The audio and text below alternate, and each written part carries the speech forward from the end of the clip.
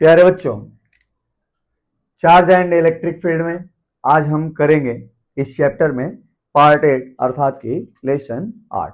अब तक से चार्ज एंड इलेक्ट्रिक फील्ड में टोटल हमने 7 लेसन 7 पार्ट कंप्लीट कर लिया है।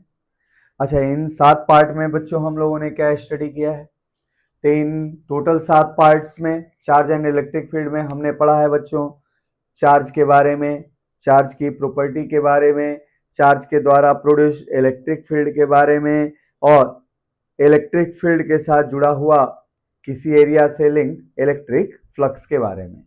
तो जो लास्ट लेक्चर हमारा पार्ट 7 में था उसके अंदर हम स्टडी कर रहे थे बच्चों क्या? Electric flux related with an area. अच्छा, उसमें हमने एक दो क्वेश्चन ही किए थे। तो चलिए इलेक्ट्रिक फ्लक्स वाले कॉन्सेप्ट को थोड़ा सा आज हम क्वेश्चन के माध्यम से बच्चों दोहराते हैं। तो चलिए आज के न्यूमेरिकल हम स्टार्ट करते हैं पार्ट 8 को क्वेश्चन के साथ जो इलेक्ट्रिक फ्लक्स के ऊपर बेस्ड होगा बच्चों। और पार्ट 7 में इलेक्ट्रिक फ्लक्स का हमारा जो फॉर्मूला था इस क्वेश्चन के अंदर मैं रिवाइज करते जाऊंगा। तो चलिए शुरू करते हैं न्यूमेरिकल के साथ। तो लीजिए एक न्यूमेरिकल इलेक्ट्रिक फ्लक्स के ऊपर बच्चों। ये न्यूमेरिकल क्या कह रहा है कि आपके पास एक्स वाई प्लेन है, ये देखें, ये एक्स एक्सिस है और ये क्या है बच्चों? वाई एक्सिस है। अच्छा, एक्स वाई प्लेन में हमने एक रेक्टेंगुलर एरिया ऐसे कंसीडर किया जिस रेक्टेंगुलर एरिया का प्लेन एक्स एक्सिस के साथ कितना एंगल बनाता है बच्चों? 30 डिग्री का एंगल बनाता है। ठीक है बच्चों। अच्छा, इस रीजन में एक इलेक्ट्रिक फील्ड एक्स एक्सिस के पैरेलल एग्जिस्ट करता है जिसका मैग्नीट्यूड क्या है? 2 न्यूटन पर कूलम है और डायरेक्शन है प्लस एक्स एक्सिस, है ना। अच्छा, जो हमने रेक्टेंगुलर एरिया लिया है पी क्यू आर एस के रूप में लिया है। ये रेक्टेंगुलर एरिया है इसलिए मैंने यहां पे लिख दिया क्या बच्चों? रेक्टेंगल लिख लिया। अच्छा, ये जो लेंथ है इसकी जो विड्थ है, विड्थ की वैल्यू है यहाँ पे 0.2 मीटर और रही बात लेंथ की तो इसका लेंथ है बच्चों 0.4 मीटर। अब ये रेक्टेंगुलर एरिया ऐसे इंक्लाइंड है 30 डिग्री एंगल पे एक्स एक्सिस के साथ और मैंने आपसे क्वेश्चन में क्या पूछ लिया? Find electric flux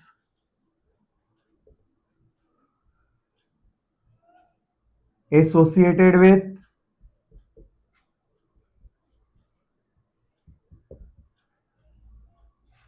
shown rectangular area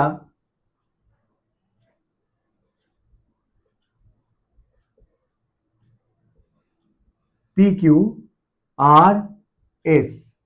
ठीक है बच्चों, दिखाए गए रेक्टेंगुलर एरिया PQRS के साथ PQRS के साथ कितना इलेक्ट्रिक फ्लक्स जुड़ा हुआ है ये आपको निकालना है। ठीक है बच्चों, तो चलिए क्वेश्चन को करते हैं, सॉल्यूशन बनाते हैं। सॉल्यूशन ऐसे बनाएंगे, पहला तो किसी भी एरिया से जुड़ा हुआ इलेक्ट्रिक फ्लक्स का फॉर्मूला पिछले पार्ट 7 में मैंने क्या बताया? तो electric flux related with an area is given bye, दोहराता हूं उस फॉर्मूले को। तो electric flux related with area having area vector, area vector क्या होता है ये मैं पिछले लेक्चर में अर्थात कि पार्ट 7 में मैं आपको बता चुका हूं। Having area vector A is given bye, कैसे दिया जाता है बच्चों इसको देखें, तो जो इलेक्ट्रिक फ्लक्स दिया जाएगा किसी एरिया से जुड़ा हुआ वो दिया जाता है किससे? इलेक्ट्रिक फील्ड और उस एरिया से जुड़े हुए एरिया वेक्टर के बीच में डॉट प्रोडक्ट से। अच्छा, इलेक्ट्रिक फील्ड और एरिया वेक्टर के बीच में डॉट प्रोडक्ट क्या होगा? ए डॉट बी क्या होता है बच्चों? ए बी कॉस थीटा, जहां से हमें इसको हमने फाइंड किया था इलेक्ट्रिक फील्ड का मैग्नीट्यूड, एरिया वेक्टर के एरिया का magnitude I into cos theta, जहां थीटा क्या था बच्चों? तो थीटा था angle between electric field E and area vector associated with the area, ये था हमारे पास। अच्छा, इन प्रॉब्लम, अब प्रॉब्लम में क्या दे रखा है बच्चों, तो प्रॉब्लम में हमें फाइंड करना है electric flux related with this area, जो रेक्टेंगुलर एरिया है और ये इसका प्लेन एक्स एक्सिस के साथ 30 डिग्री एंगल पे इंक्लाइंड है। तो प्रॉब्लम में जो एरिया है उस एरिया का मैग्नीट्यूड क्या है, magnitude of rectangular area, magnitude of rectangle, जो आपको डायग्राम में दिखाया गया बच्चों। तो रेक्टेंगल का एरिया क्या होता है बच्चों, तो लेंथ इंटू विड्थ, लेंथ है आपके पास 0.4 और विड्थ है आपके पास 0.2, that is it will come out to be 0.08 metre square आएगा बच्चों। अच्छा, अब रही बात इलेक्ट्रिक फील्ड के मैग्नीट्यूड की, तो इलेक्ट्रिक फील्ड का मैग्नीट्यूड आप लोगों को क्या दे रखा है इसमें, तो इलेक्ट्रिक फील्ड का मैग्नीट्यूड क्वेश्चन में दे रखा है 2 न्यूटन पर कूलम का इलेक्ट्रिक फील्ड इस एरिया से एक्स एक्सिस के पैरेलल पास कर रहा है। अच्छा, अब क्या होगा angle between area vector and E question में, तो angle between area vector associated with area, area vector and electric field E, ये क्या होगा बच्चों, तो देखते हैं डायग्राम में चलते हैं। डायग्राम में हमें साफ दिख रहा है यहाँ पे कि ये हमारा एक्स वाई प्लेन है बच्चों, है ना। अच्छा, ये y है और ये x है, और रेक्टेंगल का प्लेन ऐसे इंक्लाइंड है, दिख रहा है आपको, रेक्टेंगल का प्लेन ऐसे इंक्लाइंड है और ये एंगल कितना दे रखा है, 30 डिग्री एंगल दे रखा है। अब इस एरिया का जो एरिया वेक्टर होगा, मान लो एरिया वेक्टर की कल्पना हमने ऐसे की कि जो एरिया वेक्टर होगा वो इसके प्लेन पे ऐसे पास करेगा, तो ये क्या है आपका एरिया वेक्टर है जो रेक्टेंगल के प्लेन पे 90 डिग्री के एंगल पे ऐसे इंक्लाइंड है। अच्छा, ऐसे गया तो आपके पास क्या दिख रहा है, दिख रहा है कि हमारा भाई एरिया वेक्टर ऐसे जा रहा है और जो आपका इलेक्ट्रिक फील्ड है वो एक्स एक्सिस के पैरेलल है, ये आपका इलेक्ट्रिक फील्ड है। तो इस इलेक्ट्रिक फील्ड और इस रेक्टेंगल के एरिया के प्लेन के साथ जुड़ा हुआ एरिया वेक्टर के बीच में एंगल कितना है, तो आप साफ देख सकते हैं बच्चों, अगर ये एंगल 30 डिग्री है, ये भी एंगल कितना हो जाएगा बच्चों, 30 डिग्री होगा, अल्टरनेट एंगल हो जाएगा ना। और चूंकि ये 90 डिग्री है तो हम कह सकते हैं कि एरिया वेक्टर और इलेक्ट्रिक फील्ड के बीच में एंगल कितना है बच्चों, 60 डिग्री है। तो वैसी स्थिति में angle between area vector and E in diagram क्या हो जाएगा, theta equal to 60 degree for shown plane, जैसा प्लेन आपको दिखाया गया है इसके लिए थीटा क्या हो जाएगा, 60 डिग्री होगा। तो फाइनल आपका आंसर बन सकता है electric flux associated with, electric flux associated with rectangle P Q R S, क्या हो जाएगा बच्चों इलेक्ट्रिक फ्लक्स, ये इलेक्ट्रिक फ्लक्स हो जाएगा phi equal to E A cos theta, इसे दिया जाएगा ना फॉर्मूले से। अच्छा, इलेक्ट्रिक फील्ड का मैग्नीट्यूड 2 है और एरिया हमने कितना निकाला है, तो एरिया बच्चों हम लोगों ने निकाला है 0.08। अच्छा, अब थीटा क्या है बच्चों, 60 डिग्री, तो थीटा 60 डिग्री तो लिख सकते हैं क्या, कॉस 60 डिग्री। कॉस 60 की वैल्यू क्या होती है बच्चों, 1/2, तो कॉस 60 की वैल्यू 1/2 होती है, तो फ्लक्स जो आपको कैलकुलेट करना है उसकी वैल्यू कितनी आ गई, ये आ गई 0.08। अच्छा, यूनिट क्या होगा इसका, इसका यूनिट होगा वोल्ट मीटर, या मैंने क्या बताया था, न्यूटन मीटर स्क्वायर पर कूलम। इस तरीके से इलेक्ट्रिक फ्लक्स के ऊपर एक सिंपल सा कंसेप्चुअल क्वेश्चन हो गया आपके पास। ठीक है बच्चों, इसका अर्थ है कि इलेक्ट्रिक फ्लक्स के कैलकुलेशन में मेन रोल किसका होता है, ये कॉस थीटा के टर्म का, जिसको इसको निकालने आता है वो इलेक्ट्रिक फ्लक्स को कैसे भी निकाल सकता है ऐसे। अच्छा, अब आगे चलते हैं, एक और क्वेश्चन बच्चों फ्लक्स पे करते हैं, ये हटाता हूं, देखें।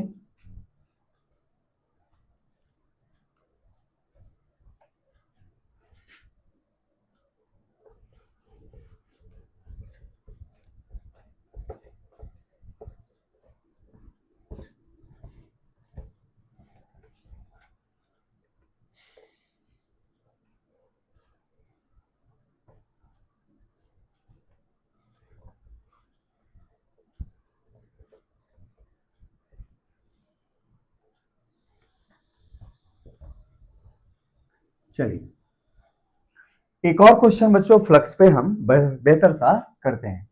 तो अपनी कॉपी पे बच्चों इन डालिए। अच्छा, न्यूमेरिकल ये है कि आपके पास एक सर्कुलर एरिया ऐसे दिया हुआ है। अच्छा, सर्कुलर एरिया के साथ जुड़ा हुआ परपेंडिकुलर ऐसे है, तो इसका जो एरिया वेक्टर होगा वो इस डायरेक्शन में होगा। और मान लिया जाए इस सर्कल का रेडियस क्या है, तो इसकी रेडियस r है। अच्छा, क्वेश्चन में कह रहा है क्या कि इस सर्कल के एरिया के साथ इलेक्ट्रिक फील्ड ऐसे पास कर रहा है। इस तरीके से पास कर रहा है इलेक्ट्रिक फील्ड, इसकी वैल्यू तो है 0.2 वोल्ट पर मीटर, लेकिन ये नॉर्मल के साथ कितना एंगल बनाता है, एंगल 30 डिग्री बनाता है। ठीक है बच्चों। अच्छा, अब क्वेश्चन कह रहा है ये if radius of circle is decreasing at rate of dr by dt equal to 0.02 metre पर सेकेंड, और फिलहाल रेडियस इसकी कितनी है, तो फिलहाल रेडियस इसकी है 10 मीटर है, दिखाएगा डायग्राम में। तो रेडियस अगर इस रेट से घटता है तो find change in electric flux, change in electric flux associated with shown area। दिखाए गए सर्कुलर एरिया के साथ जुड़ा हुआ जो इलेक्ट्रिक फ्लक्स होगा किस रेट से चेंज होगा वो आपको बताना है। ठीक है बच्चों, ये सर्कुलर एरिया से जुड़ा हुआ जो इलेक्ट्रिक फ्लक्स है किस रेट से चेंज हो रहा है, जब इसका रेडियस इस रेट से चेंज हो रहा है तो उस चेंज की वैल्यू आपको निकालनी है। तो सॉल्यूशन बनाते हैं, देखते हैं क्या मिलता है सॉल्यूशन। अच्छा, सॉल्यूशन में एक डेटा यहां लिख लेते हैं कि क्या दिया गया है आपको। तो गिवन आपको दिया है rate of change of radius dr by dt, rate of change of radius, ये आपको बच्चों दिया है।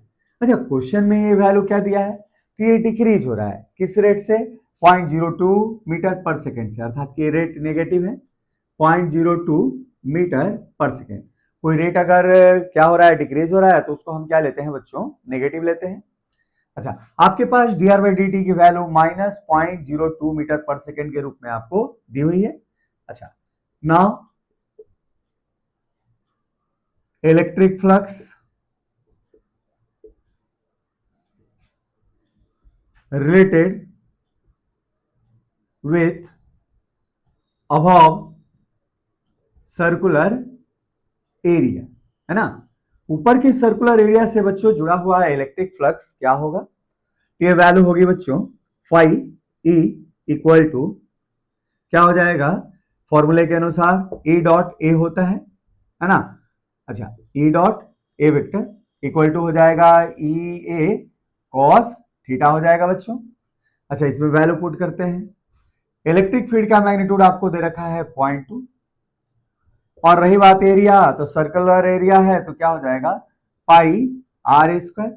चूंकि आर वेरिएबल है इसलिए हम नहीं मान सकते कि हमारे पास आर ये फिक्स है और 10 हम नहीं रखेंगे, क्योंकि हमें तो रेट निकालना है ना फ्लक्स का, इसलिए हम इसको आर रेडियस को आर के फॉर्म में रखेंगे। तो ये एरिया हो जाएगा पाई आर स्क्वायर। अब कॉस थीटा क्या होगा, तो दिया गया है angle between electric field and area vector कितना है 30 डिग्री, ये कॉस 30 डिग्री लिया जा सकता है। तो इसलिए जो इलेक्ट्रिक फ्लक्स है किसी भी टाइम पे phi E at time t, ये क्या दे रखा है आपको, ये दे रखा है 0.2 पाई। अच्छा, cos 30 की वैल्यू क्या होती है बच्चों, √3/2 आई इंटू आर स्क्वायर। अच्छा, और सुंदर तरीके से क्या लिख सकते हैं बच्चों, तो लिख सकते हैं √3 pi by 10 I into r square. तो ये किसी भी टाइम टी पे जुड़ा हुआ आपका इलेक्ट्रिक फ्लक्स हुआ। अच्छा, now rate of change in electric flux, यही क्वेश्चन में निकालना है ना। Find change in electric flux associated with shown area. तो हमारे पास क्या होगा, rate of change in electric flux निकालते हैं। तो चेंज इन इलेक्ट्रिक फ्लक्स, देखते हैं क्या बच्चों मिलेगा। तो रेट ऑफ चेंज ये होगा आपके पास क्या, d phi E by d t. Time के अनुसार आपका इलेक्ट्रिक फ्लक्स कैसे बदलता है ये आपको निकालना है। अच्छा, d phi by d t का अर्थ क्या हुआ, तो आपको डिफ्रेंशिएट करना है इस टर्म को, √3 pi by 10 I into r square, है ना, और डी टी। अब इसको जब डिफ्रेंशिएट करेंगे तो √3 पाई बाई 10 तो कांस्टेंट है, ये तो बाहर आ गया, √3 पाई बाई 10 बाहर आ गया। अच्छा, आपको डिफ्रेंशिएट किसको करना है, आर स्क्वायर को, लेकिन आर स्क्वायर को आप टाइम के रिस्पेक्ट में डिफ्रेंशिएट करना चाहते हैं, तो हम लिख सकते हैं इसको मान के चलो कि टाइम की तरह ट्रीट करता है, तो हो जाएगा क्या भाई, एक्स स्क्वायर का डिफ्रेंशिएशन क्या होगा 2x, तो उसके अनुसार इसका हो जाएगा 2r।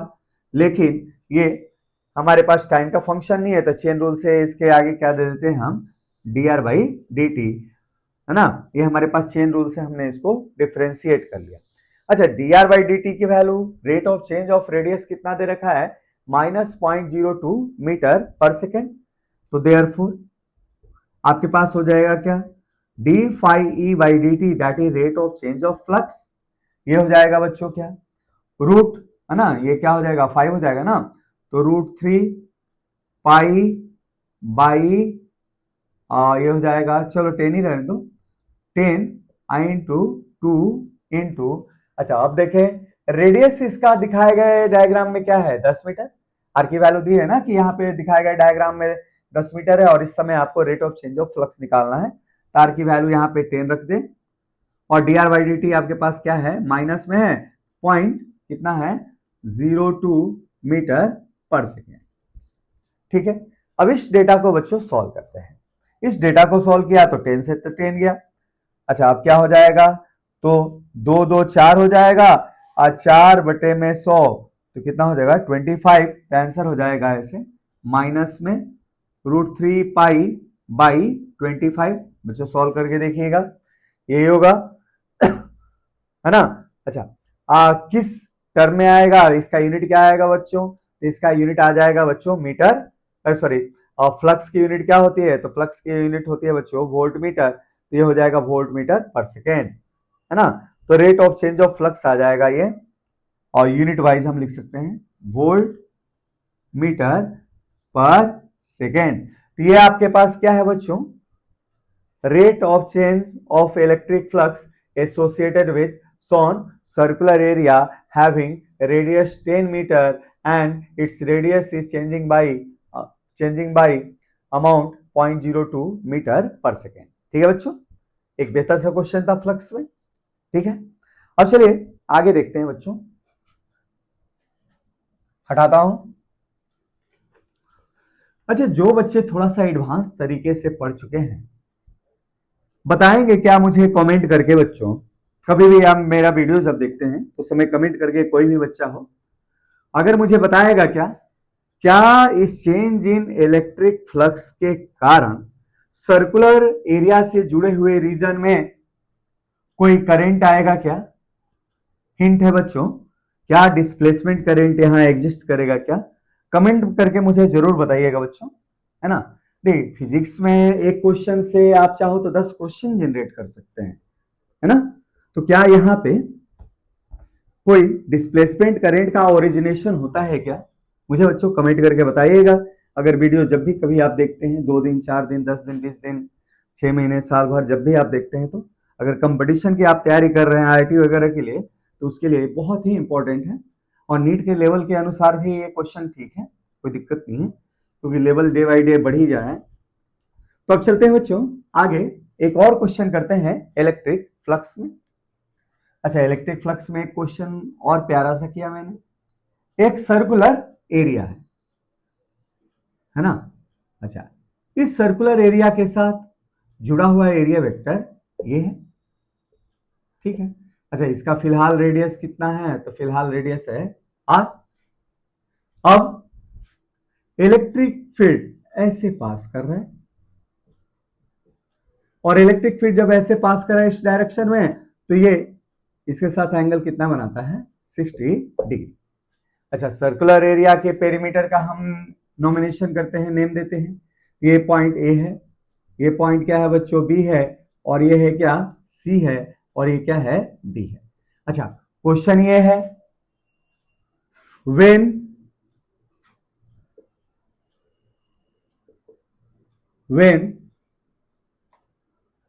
circular area is rotated by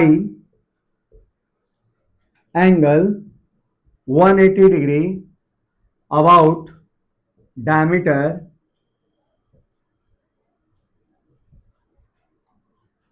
इसको O मान लो बच्चों, है ना, इसको O मान लो। तो about diameter AOC, then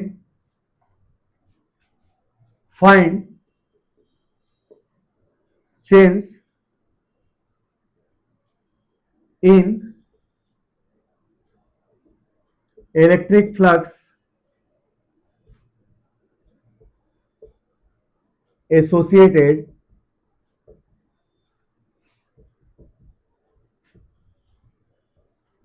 above area.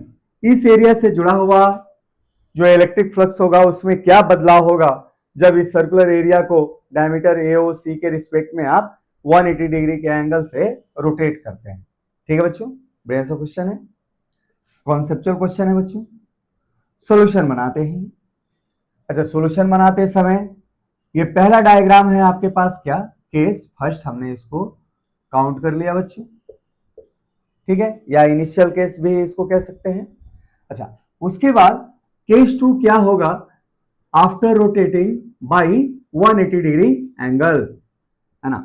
अच्छा, 180 डिग्री के एंगल से जब हम इसको रोटेट करेंगे तो हमारे पास ये सर्कुलर एरिया ऐसे टर्न हो जाएगा।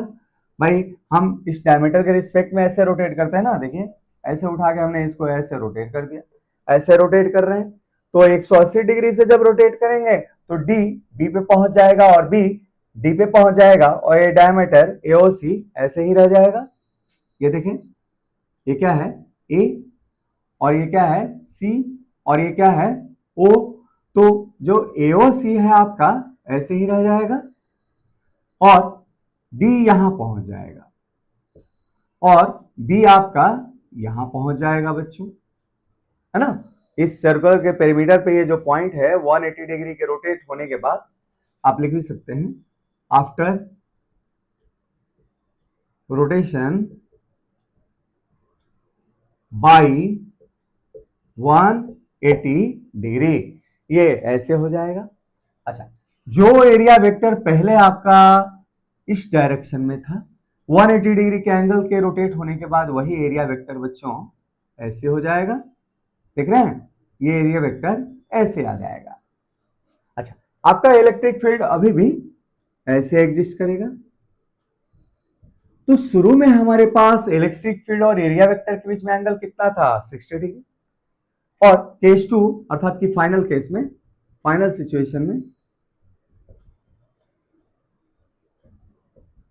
यही एंगल इलेक्ट्रिक फील्ड और एरिया वेक्टर के बीच में कितना हो गया बच्चों? यही एंगल बच्चों हो गया ये 120 डिग्री हो गया। ठीक है, तो ऐसी स्थिति में हमारे पास ऐसे क्वेश्चन को हम बढ़ा सकते हैं।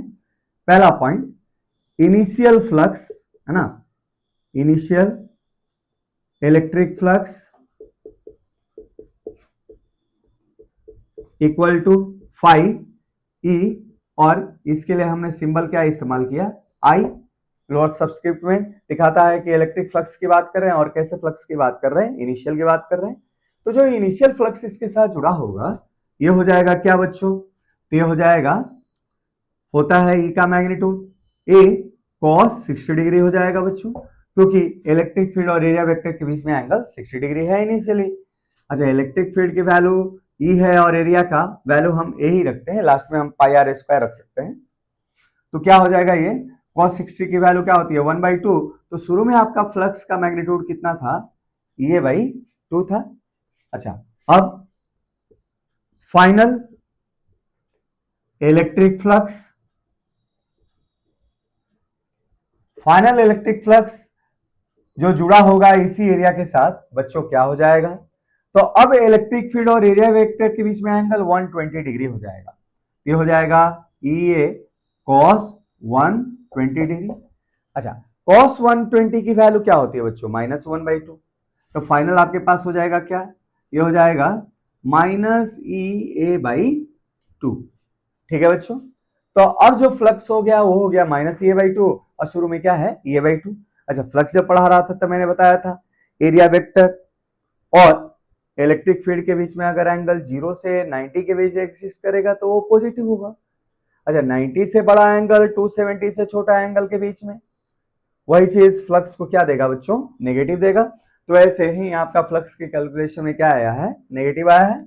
तो finally change in electric flux, इस क्वेश्चन में चेंज इन इलेक्ट्रिक फ्लक्स कितना आएगा बच्चों, तो यह आ जाएगा बच्चों 5। इलेक्ट्रिक फ्लक्स फाइनल की वैल्यू में से क्या घटा देंगे, इलेक्ट्रिक फ्लक्स की वैल्यू इनिशियल को बच्चों ऐसे घटा देंगे। अच्छा, फाइनल वैल्यू आपके पास है -EA/2। अच्छा, इनिशियल क्या है आपके पास EA/2 है, तो EA/2 को इसमें से हमने घटा दिया है। देख रहे हैं आप लोग, ऐसे कर दिया हमने। अच्छा, ऐसे कर दिया तो जो आपके पास चेंज इन फ्लक्स आया बच्चों क्या आया 3EA/2। आप चाहो तो एरिया की वैल्यू यहाँ πr² के रूप में रख सकते हैं, तो हो जाएगा 3E इंटू πr²/2। तो ये हमारे पास change in flux negative form में हमें ये मिला। ठीक है, इस तरीके से हमने इलेक्ट्रिक फ्लक्स जो हमने पार्ट 7 में थ्योरेटिकल पढ़ा था उसके ऊपर अब तक से 4 क्वेश्चन हमने पिछला पार्ट मिला के कर लिया, जो इलेक्ट्रिक फ्लक्स के कॉन्सेप्ट को शायद आपके क्लियर कर पाएगा। बाकी जब गॉस थ्योरम पढ़ेंगे तो उस समय भी कैलकुलेशन हम इलेक्ट्रिक फ्लक्स का different different area, different different surface के साथ हम करेंगे, वहां आप फिर से इसको सीखेंगे। तो चलिए बच्चों, अब हम अगला जो टॉपिक करते हैं इस चैप्टर में चार्ज एंड इलेक्ट्रिक फील्ड में, वो टॉपिक रहने वाला है आपका बहुत ही इंपॉर्टेंट सा लॉ, गॉस लॉ। तो चलिए बच्चों, गॉस लॉ हम पढ़ना शुरू करते हैं, है ना।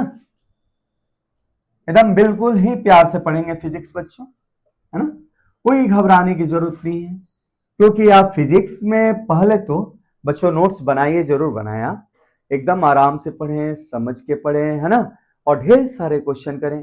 प्रैक्टिस बच्चों क्वेश्चन का आप करते रहें, because physics is the name of numericals. चलिए शुरू करते हैं और हम पढ़ते हैं अब Gauss theorem.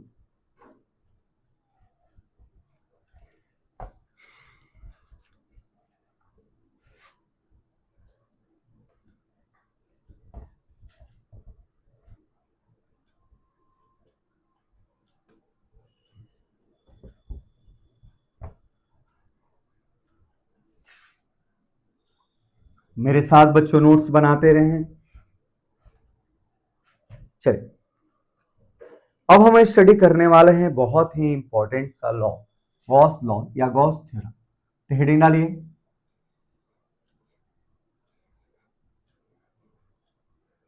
Gauss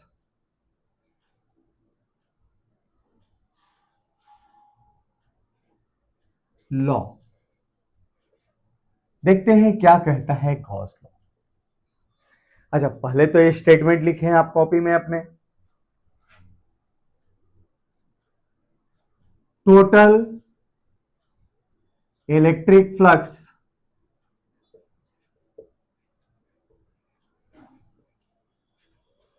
associated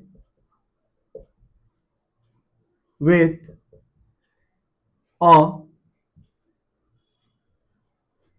close surface. अच्छा, क्लोज सरफेस कैसा होना चाहिए, कि 3D सरफेस होना चाहिए, that is Gauss law is applicable on 3D close surface. तो total electric flux associated with a close surface, जो 3D रूप में हम लेंगे, 3 डायमेंशनल रूप में लेंगे, इज इक्वल टू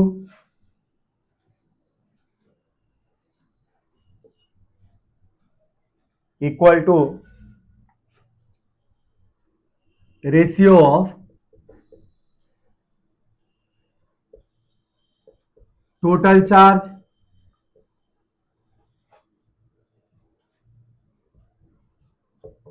inside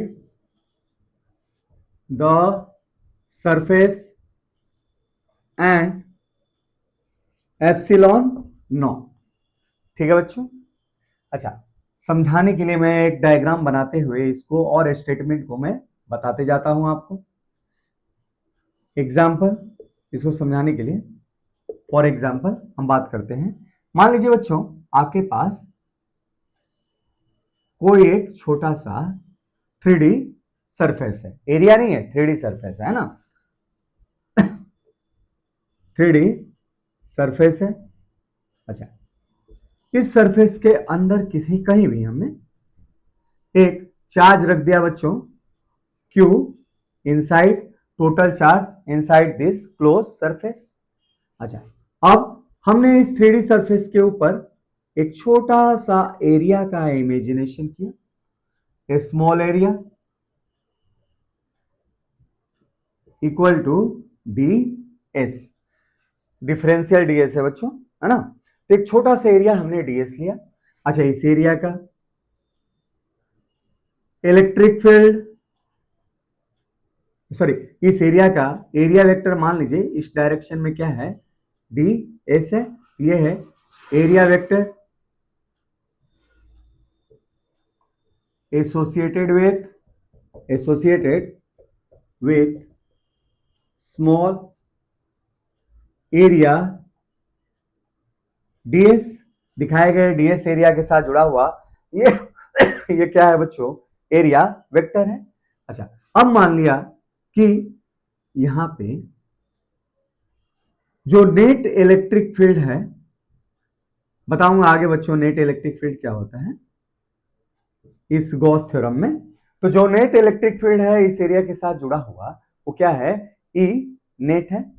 तो फॉर एग्जांपल को समझाने के लिए हमने इस प्रकार का एक क्लोज सरफेस लिया, ये क्लोज्ड है सरफेस, 3D जो सरफेस हमने लिया है। तो गॉस थ्योरम क्या कहता है,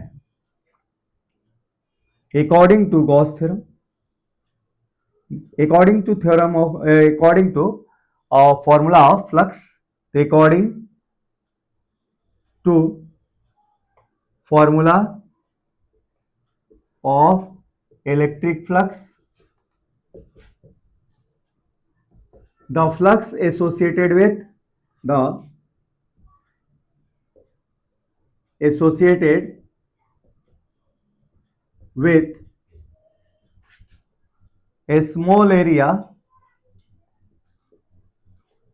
वेक्टर रूप में ले रहा हूं, है ना, a small area ds is given by, कैसे दिया जाएगा बच्चों, तो इस छोटे से एरिया से जुड़ा हुआ जो इलेक्ट्रिक फ्लक्स होगा उसके लिए भी सिंबल हमने मान लीजिए छोटा लिया डी फाई, और ये कैसे दिया जाएगा, तो ये होगा E net dot ds, electric field और इस छोटे से एरिया से जुड़े हुए एरिया वेक्टर के बीच में डॉट प्रोडक्ट। अच्छा, अब total electric flux associated with complete 3D surface, तो टोटल इलेक्ट्रिक फ्लक्स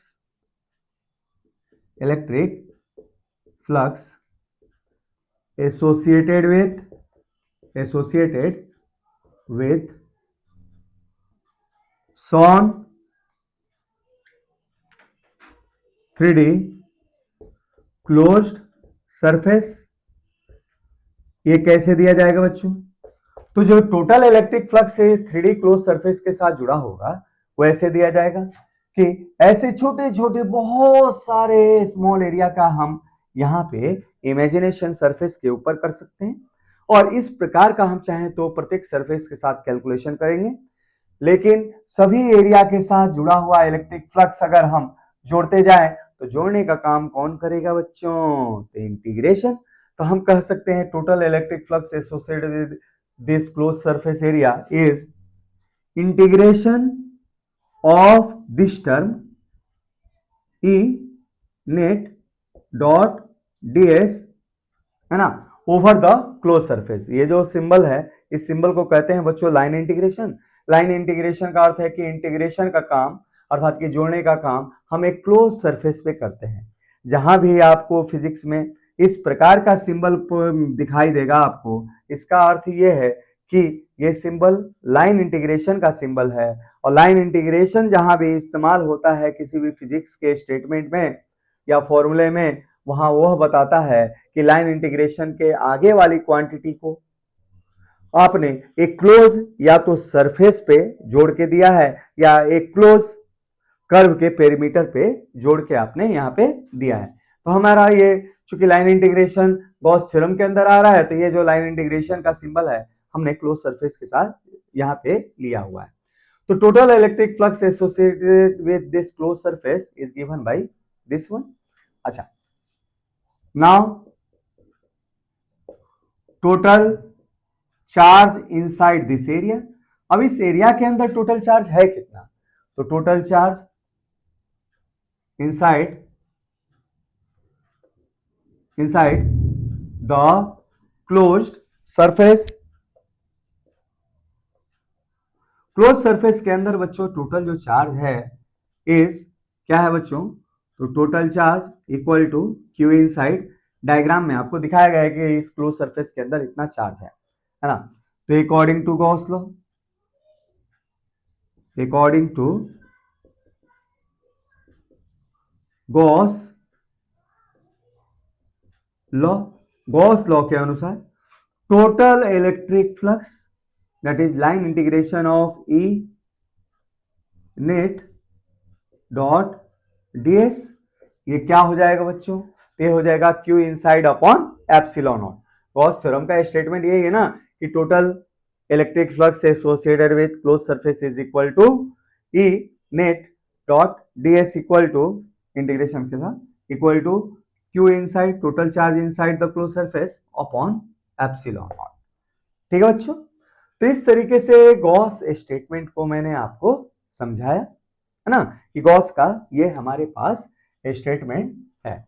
अच्छा, अब कुछ इंपॉर्टेंट पॉइंट से हम गॉस थ्योरम को और थोड़ा सा एलोबरेट करते हैं उसके अंदर आने वाले टर्म को बच्चों। तो ये हटाता हूं, है ना, और थोड़ा सा इसको और थोड़ा खोल के एलोबरेट करके आपको बताता हूं, है ना। चलिए बच्चों, नोट्स बनाते हैं आप लोग।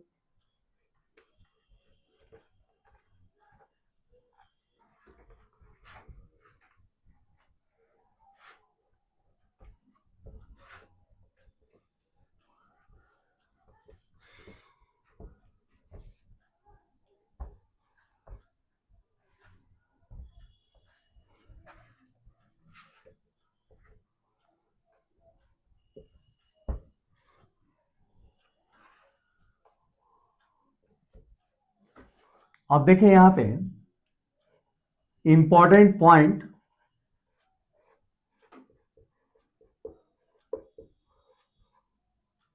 इंपॉर्टेंट पॉइंट्स अबाउट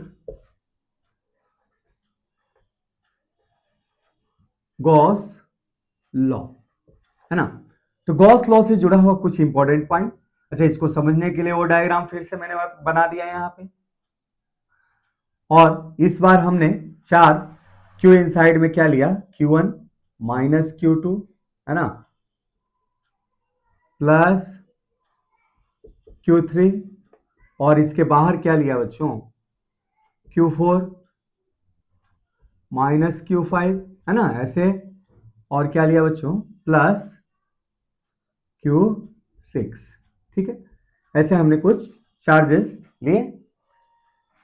अब इसके सरफेस पे दिखाए गए डायग्राम के अनुसार ही एक छोटा सा सरफेस हमने कंसीडर किया, जिसका भाई एरिया वेक्टर किधर है? ऊपर है ऐसे, और इसे पास करने वाला इलेक्ट्रिक फील्ड ऐसे है बच्चों। ई क्या है? ये नेट इलेक्ट्रिक फील्ड है। तो हमारा गॉस थ्योरम क्या था? तो गॉस थ्योरम था total electric flux associated with this close surface, जो इस फॉर्मूले से दिया गया भाई, total line integration of term E dot DS. इस छोटे से एरिया से इलेक्ट्रिक फ्लक्स निकाला, और हमने कल्पना की कि ऐसे बहुत सारे एरिया इसके ऊपर एग्जिस्ट करते हैं तो सभी एरिया से कैलकुलेट करके इलेक्ट्रिक फ्लक्स हमने सबको इस सिंबल के द्वारा जोड़ दिया, क्योंकि इस प्रकार का लाइन इंटीग्रेशन का टर्म ये दिखाता है कि we are integrating this kind of term over the close surface. तो गॉस थ्योरम के अनुसार मैंने पिछले अभी पेज पे क्या पढ़ाया, तो total electric flux associated with close surface is equal to total charge inside upon epsilon, है ना, और ये क्या था, नेट था। अच्छा, यहां पे इंपॉर्टेंट पॉइंट में पहला पॉइंट देखें, इस रिलेशन को हमने मान लिया फर्स्ट, और यही क्या है, mathematical form of Gauss law, mathematical form of Gauss law. ठीक है बच्चों, तो इंपॉर्टेंट पॉइंट में पहला पॉइंट देखते हैं हम, इन गॉस लॉ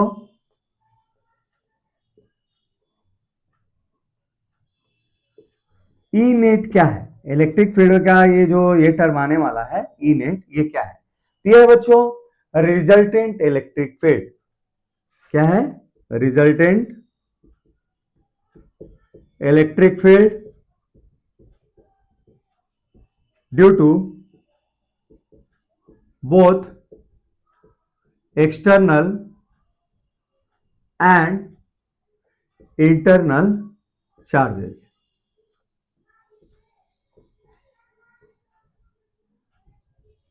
तो गॉस के इस इलस्ट्रेशन में यहां पे एक्सटर्नल चार्ज कौन कौन से हैं बच्चों, इसमें दिखाए गए डायग्राम में, तो एक्सटर्नल चार्जेस जो डायग्राम में हम दिखा रहे हैं बच्चों, तो यहां पे दिखाया गया डायग्राम में जो एक्सटर्नल चार्ज है वो क्या है, Q6 माइनस Q5 और Q4, तो क्या है Q4 माइनस Q5 और प्लस Q6, ये एक्सटर्नल चार्जेज है बच्चों। अच्छा, इंटरनल चार्जेस क्या है बच्चों, तो इंटरनल चार्जेस इस डायग्राम में आने वाला Q1 माइनस Q2 और Q3 क्या है बच्चों, इंटरनल चार्जेस हैं, तो Q1 माइनस Q2 और Q3 क्या है बच्चों, इंटरनल चार्जेस हैं। अच्छा, अब यहां पे आने वाला ई नेट क्या है बच्चों, ये तो मैंने बता दिया ना कि ई नेट है इन इंटरनल चार्जेस के कारण electric field plus external charges के इलेक्ट्रिक फील्ड, अर्थात कि इंटरनल चार्जेस के इलेक्ट्रिक फील्ड और एक्सटर्नल चार्ज के इलेक्ट्रिक फील्ड का वेक्टर सम क्या है, आपका रिजल्टेंट अर्थात कि नेट इलेक्ट्रिक फील्ड है जो यहाँ पे अपियर हो रहा है। ये टर्म क्लियर हो गया बच्चों। अच्छा, गॉस लॉ में, इन गॉस लॉ यहां पे टोटल चार्ज इनसाइड कितना है, तो दिखाए गए डायग्राम में टोटल इनसाइड वाला चार्ज कितना है, तो गॉस सरफेस, ये 3D जो सरफेस है आपके पास, क्लोज सरफेस है ना, 3D क्लोज सरफेस है, 3D क्लोज्ड सरफेस है, तो इसके साथ जुड़ा हुआ जो ये टोटल इसके अंदर वाला इंटरनल चार्ज कितना है, तो चार्ज के एडिटिव नेचर से टोटल चार्ज इसके अंदर है Q1 minus Q2 plus Q3, ये है Q1 minus Q2 plus Q3 है, और इसके अंदर हम एक्सटर्नल चार्ज को नहीं जोड़ेंगे। कहने का अर्थ है गॉस थ्योरम में आने वाला इलेक्ट्रिक फील्ड के कैलकुलेशन में हम इफेक्ट दोनों का देखेंगे, इंटरनल चार्ज का भी इफेक्ट देखेंगे और एक्सटर्नल चार्ज का भी इफेक्ट देखेंगे, लेकिन तो राइट साइड में एग्जिस्ट करने वाला ये जो टर्म है सिग्मा क्यू इनसाइड, इसको कैलकुलेट करने के लिए केवल हम उन्हीं चार्ज के साथ डिस्कस करेंगे जो चार्ज इस क्लोज सरफेस के अंदर है, that is total charge equal to total charge inside the surface, हमें इससे कोई मतलब नहीं है। इसलिए टोटल चार्ज इनसाइड हमने कैसे लिया है, Q1 minus Q2 plus Q3 के रूप में लिया है।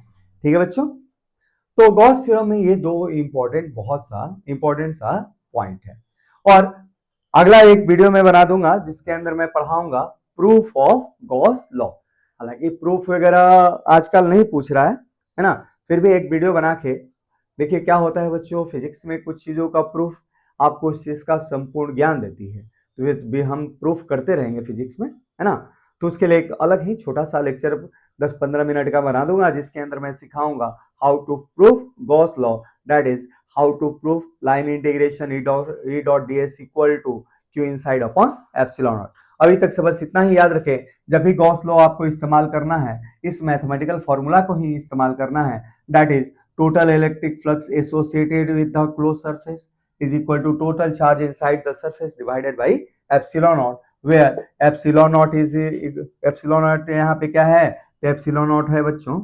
Permittivity of free space.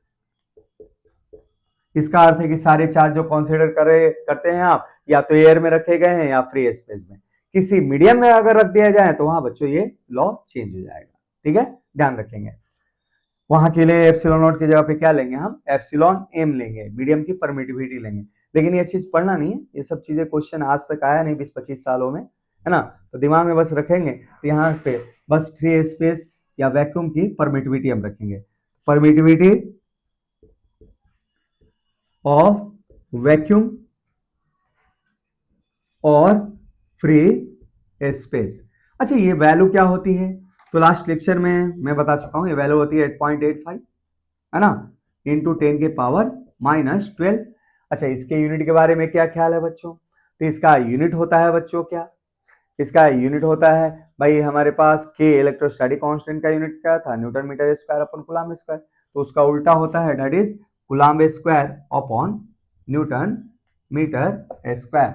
इसे लेते हैं ना बच्चों कूलम्बिक फोर्स से के Q1 Q2 by r square, और हम लिख सकते हैं 1/4 pi epsilon naught Q1 Q2 by r square. तो इससे चाहे तो हम एप्सिलॉन नॉट की बच्चों यूनिट निकाल सकते हैं। ठीक है, जैसे एप्सिलॉन नॉट इधर गया, फोर्स इधर आया, तो न्यूटन मीटर स्क्वायर डिनोमिनेटर में है और कूलम्ब स्क्वायर ऊपर है, इसलिए क्या आया, coulomb square upon newton metre square आया। ठीक है बच्चों, तो इस तरीके से हमने गॉस लॉ का स्टेटमेंट भी पढ़ लिया और इसके बारे में थोड़ा सा गहरी हमने जानकारी भी ली। अब चलिए गॉस लॉ को अब हम थोड़ा सा प्रैक्टिकल उतारते हैं एक छोटे से न्यूमेरिकल के साथ। एक दो न्यूमेरिकल गॉस लॉ पे कर लेते हैं और उसके बाद हम देखेंगे एप्लीकेशंस ऑफ गॉस लॉ। चलिए गॉस लॉ पे एक दो न्यूमेरिकल करते हैं बच्चों, ये हटाता हूं, है ना, चलिए।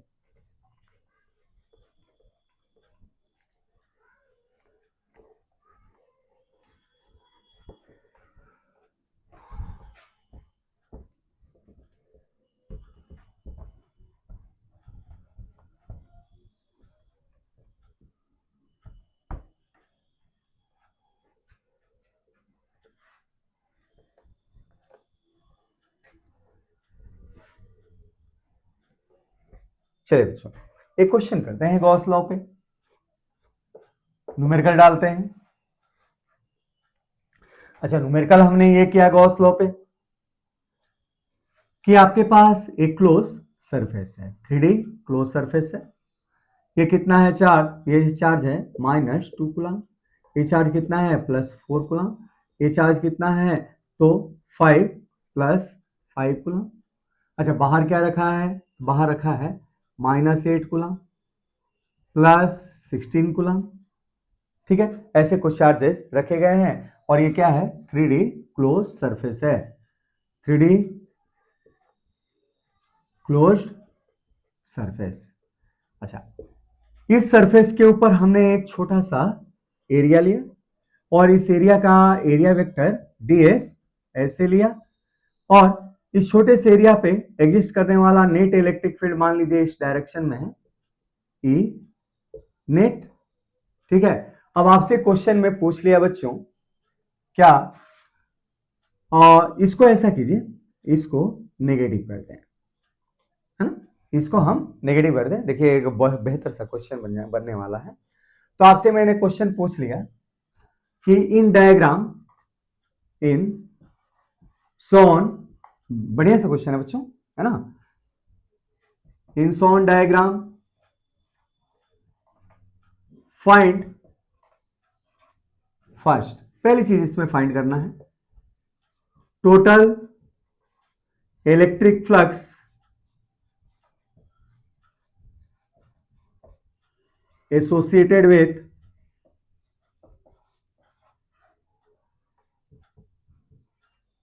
with shown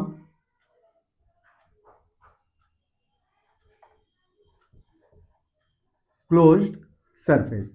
ठीक है बच्चों, अच्छा साथ में एक चीज और बताना है, give the physical meaning of sign of the flux, give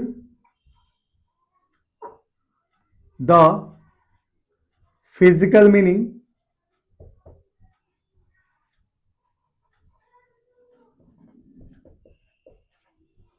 of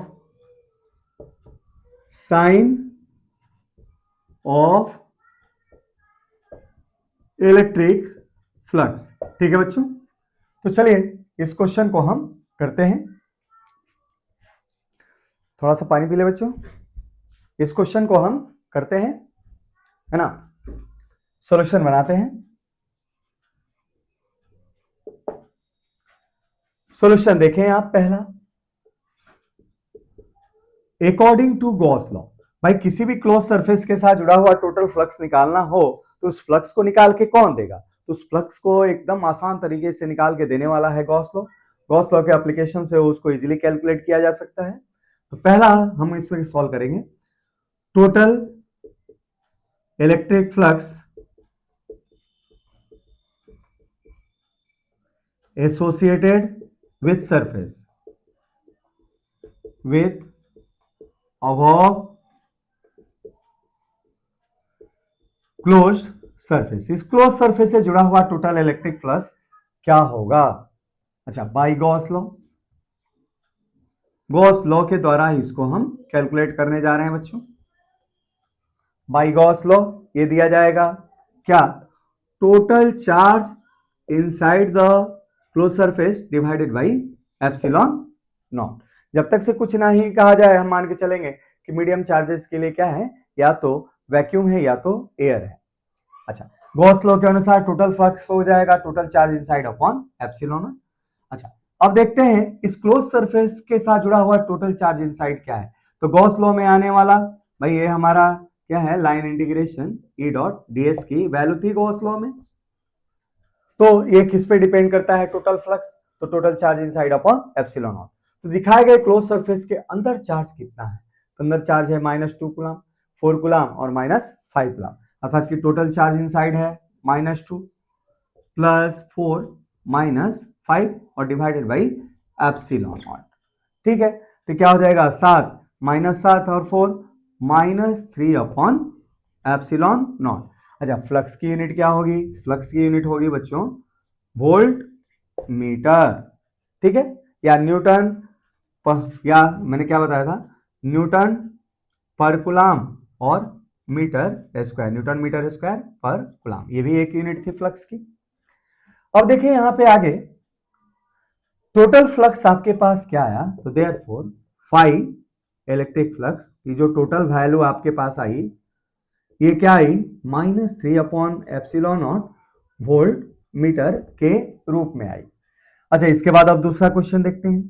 question कह रहा है कि give the physical meaning of the sign of electric flux.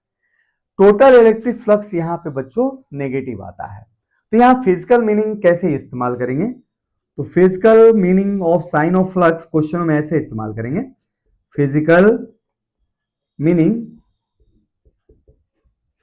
Of sign of electric flux, ऐसे बच्चों हम इस्तेमाल करेंगे। If phi E total positive, तो देन इसका अर्थ यह हुआ कि उस क्लोज सरफेस से बाहर जाने वाली number of line of forces अंदर वाली आने वाली लाइन ऑफ फोर्सेस की तुलना में ज्यादा थी। तो then outward flux greater than inward flux. इसका मतलब ये हुआ, अर्थात कि बाहर जाने वाली लाइन ऑफ फोर्सेस की संख्या इनवर्ड आने वाली लाइन ऑफ फोर्सेस की तुलना में क्या है? ज्यादा है। अगर टोटल फ्लक्स आपके पास पॉजिटिव मिलता है किसी कैलकुलेशन में, तो outward flux greater than inward flux. अच्छा, अब अगर यही टोटल इलेक्ट्रिक फ्लक्स आपके पास क्या आया? नेगेटिव, जो आपके क्वेश्चन में आ रहा है ना। तो टोटल फ्लक्स अगर नेगेटिव आया तो इसका अर्थ ये हुआ कि इनवर्ड क्लोज सरफेस के इनर इसके अंदर की तरफ आने वाली लाइन ऑफ फोर्सेस की संख्या, इससे बाहर जाने वाली number of line of forces की तुलना में क्या है, ज्यादा है। तो आपके पास क्या लिखा जा सकता है, inward flux greater then outward flux, ये इसकी फिजिकल मीनिंग हुई बच्चों, माइनस की। ठीक है, नोट कीजिएगा। तो एक कंसेप्चुअल सा क्वेश्चन बच्चों इलेक्ट्रिक फ्लक्स और गॉस लॉ के ऊपर ये बेस्ड था। आइए एक और क्वेश्चन बच्चों गॉस लॉ पे हम करते हैं, और उसके बाद थ्योरी की गाड़ी को हम थोड़ा सा और आगे बढ़ाएंगे, है ना। चलिए हटाता हूं बच्चों।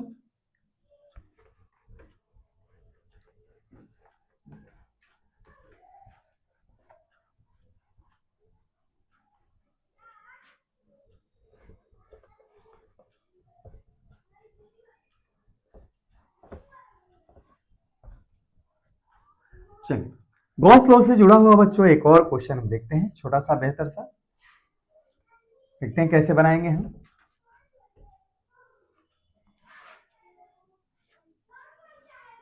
ये देखिए,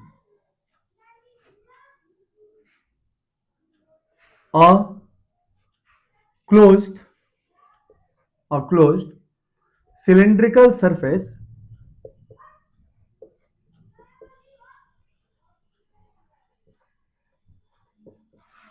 is placed in external electric field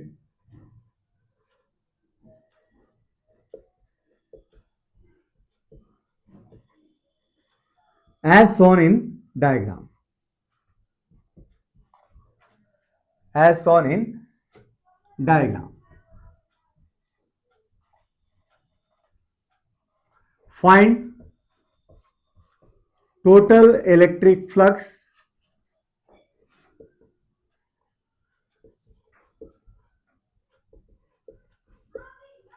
associated with it. ठीक है बच्चों, एक सिलेंड्रिकल बच्चों एक सरफेस है जो क्लोज है सभी ओर से। सिलेंड्रिकल सरफेस कैसा सरफेस होता है, तो 3D एक क्लोज सरफेस के रूप में लिया जा सकता है। अच्छा, एक एक्सटर्नल यूनिफॉर्म इलेक्ट्रिक फील्ड है, जब तक से इलेक्ट्रिक फील्ड के बारे में नहीं कहा जाए हम मान के चलेंगे वो क्या है, यूनिफॉर्म है बच्चों। तो एक एक्सटर्नल यूनिफॉर्म इलेक्ट्रिक फील्ड ऐसे आपको दिया हुआ है। अच्छा, इसमें एक सिलेंड्रिकल सरफेस रखा गया है जिसका रेडियस क्या है r, और जिसकी लेंथ कितनी है, तो इसकी लेंथ है इक्वल टू l। ठीक है, अब इसमें आपसे कहा गया क्या बच्चों कि इसके साथ जुड़ा हुआ टोटल इलेक्ट्रिक फ्लक्स निकालें। अच्छा, तो सॉल्यूशन बनाते हैं, देखते हैं क्या होता है। सिलेंड्रिकल सरफेस की अगर बात करें तो above cylindrical surface has 3 area, above cylinder has 3 surfaces, इसके साथ 3 सरफेस बच्चों जुड़े हुए हैं। सरफेस फर्स्ट, ठीक है। अच्छा, ये जो क्लोज सरफेस है, ये जो राउंड वाला सरफेस है, जो कर्व सरफेस है, इसको हमने क्या ले लिया बच्चों, सेकेंड सरफेस ले लिया। और इस वाले फ्लैट सर्कुलर एरिया को क्या ले लिया, तीसरा सरफेस ले लिया। ये है सरफेस फर्स्ट, ये है आपका सरफेस टू जो क्या है, कर्व्ड सरफेस की हम बात कर रहे हैं यहाँ पे, है ना। सिलेंडर में ऐसे होता है ना, ऐसे ऐसे ऐसे। अच्छा, ये जो सरफेस है ये क्या है बच्चों, थर्ड सरफेस है। अब ऐसी स्थिति में above cylinder has 3 surface 1, surface 2 and surface 3। तो therefore phi E total electric flux, phi E symbol for total electric flux,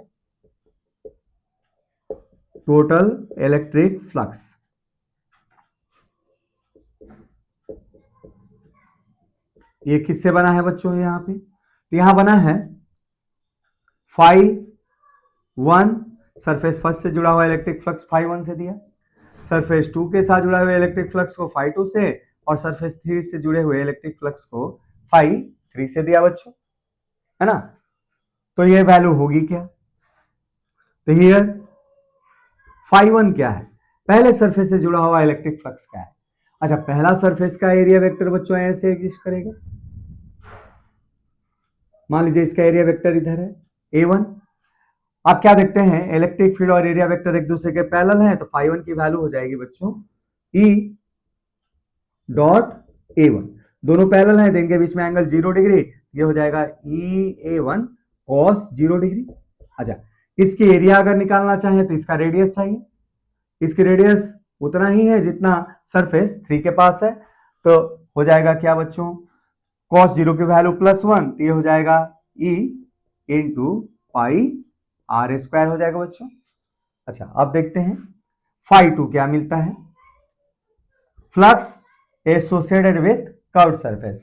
अच्छा, कर्व्ड सरफेस पे अगर कहीं भी छोटा सा एरिया अगर ले, ये जैसे हमने एरिया लिया है ना, क्या ले लिया, A2 लिया, तो क्या देखते हैं यहां पे जो एग्जिस्ट करने वाला इलेक्ट्रिक फील्ड है वो इस कर्व्ड सरफेस के एरिया वेक्टर पे क्या है, परपेंडिकुलर है। तो आप यहां पे जब इलेक्ट्रिक फील्ड और एरिया वेक्टर के बीच में फ्लक्स निकालेंगे तो कैसे मिलेगा, तो E A2, एरिया वेक्टर तो A2 मान लो छोटे से सरफेस के साथ जुड़ा हुआ, हम फ्लक्स कैलकुलेट करते हैं, तो ये हो जाएगा EA2 और cos एंगल 90 डिग्री। तो छोटे से अगर एरिया के साथ जरूर जुड़ा हुआ अगर इलेक्ट्रिक फ्लक्स की वैल्यू इतना है cos 90 डिग्री, तो cos 90 की वैल्यू हर एक पार्ट पे अपीयर होगा। अच्छा, छोटे से एरिया से जुड़ा हुआ इलेक्ट्रिक फ्लक्स क्या आ रहा है, 0, इसलिए आप कह सकते हो सेकेंड सरफेस अर्थात कि कर्व सरफेस से जुड़ा हुआ इलेक्ट्रिक फ्लक्स की वैल्यू टोटल क्या आएगी, 0 आएगी। तो इसलिए आप लिख सकते हैं total electric flux with curve surface, total electric flux with curve surface, ये वैल्यू क्या है बच्चों, 0 है ना। अच्छा, अब आगे चलते हैं बच्चों, इसी में फाई 3 कैलकुलेट करते हैं, that is we are going to calculate electric flux associated with third surface. अच्छा, मैंने आपको पढ़ाया था थ्योरी में पार्ट 7 में कि अगर हम क्लोज सरफेस अगर लेते हैं तो क्लोज सरफेस के ऊपर अगर कोई भी सरफेस लिया जाए तो उसका जो एरिया वेक्टर होगा हमेशा वो क्लोज सरफेस से बाहर आएगा। तो इस थर्ड सरफेस का एरिया वेक्टर इस डायरेक्शन में आएगा और इससे पास करने वाला इलेक्ट्रिक फील्ड इंटरनल डायरेक्शन में इस डायरेक्शन में जा रहा है बच्चों। तो इलेक्ट्रिक फील्ड और आपके लिए एरिया वेक्टर के बीच में एंगल क्या है, यहाँ पे 180 डिग्री। इसलिए थर्ड सरफेस से जुड़ा हुआ electric flux that is E dot A का जब हम कैलकुलेशन करेंगे बच्चों तो क्या आएगा, तो आ जाएगा EA3 cos 180 डिग्री। अच्छा, अब देखें A3 एरिया क्या है, पाई R स्क्वायर, ये हो जाएगा, और cos 180 की वैल्यू -1, ये हो जाएगा -E into pi R square. ठीक है बच्चों, तो इस तरीके से सिलेंड्रिकल सरफेस से टोटल इलेक्ट्रिक फ्लक्स के कैलकुलेशन के दौरान हमने 3 प्रकार के एग्जिस्ट करने वाले सरफेस के साथ जुड़ा हुआ इलेक्ट्रिक फ्लक्स कैलकुलेट कर लिया। तो देयरफॉर टोटल इलेक्ट्रिक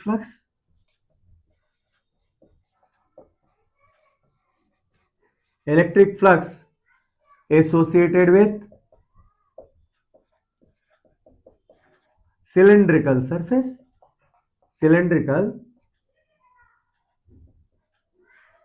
सरफेस क्या हो जाएगा बच्चों, ये हो जाएगा फाई टोटल, किससे बना है, तो ये बना है phi 1 plus phi 2 plus phi 3।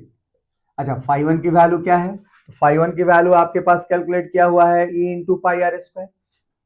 तो पाई R स्क्वायर खूबसूरती के साथ आप ऐसे लिख सकते हैं। अच्छा, दूसरा कर्व्ड सरफेस के साथ जुड़ा हुआ इलेक्ट्रिक फ्लक्स जो कैलकुलेट किया वो क्या आया बच्चों, 0।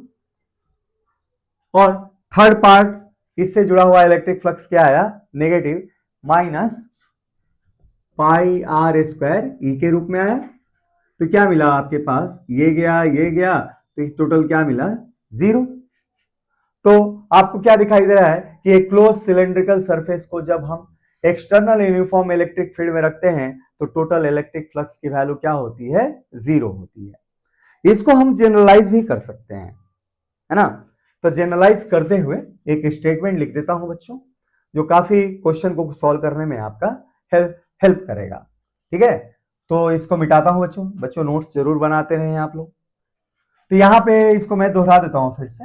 मैंने ये पढ़ा है कि एक क्लोज सिलिंड्रिकल सरफेस को जब हम एक्सटर्नल यूनिफॉर्म इलेक्ट्रिक फील्ड में रखेंगे तो उसके साथ जुड़ा हुआ टोटल इलेक्ट्रिक फ्लक्स क्या होता है बच्चों, 0 होता है।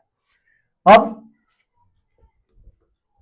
इसको हम जनरलाइज करते हैं। इसको जनरलाइज करके एक नोट लिखिए बच्चों अपनी कॉपी में। हो सके नोट के लिए बच्चों रेड कलर अगर इस्तेमाल करेंगे नोट बनाते समय तो काफी हेल्पफुल रहेगा और उसको रिमेंबर करने में फटाफट कॉपी पढ़ते समय याद आ जाएगा। तो एक बच्चों नोट लिखे आप। नोट ये कहता है इस न्यूमेरिकल से, if a closed 3D surface, कोई सा भी सरफेस हो जो नहीं सिलेंड्रिकल हो, वो क्यूबाइड भी हो सकता है, वो स्फीयर भी हो सकता है, वो कोन भी हो सकता है, कोई भी इरेगुलर शेप का 3D ऑब्जेक्ट हो सकता है ना। तो if a closed 3D surface is placed in external uniform electric field,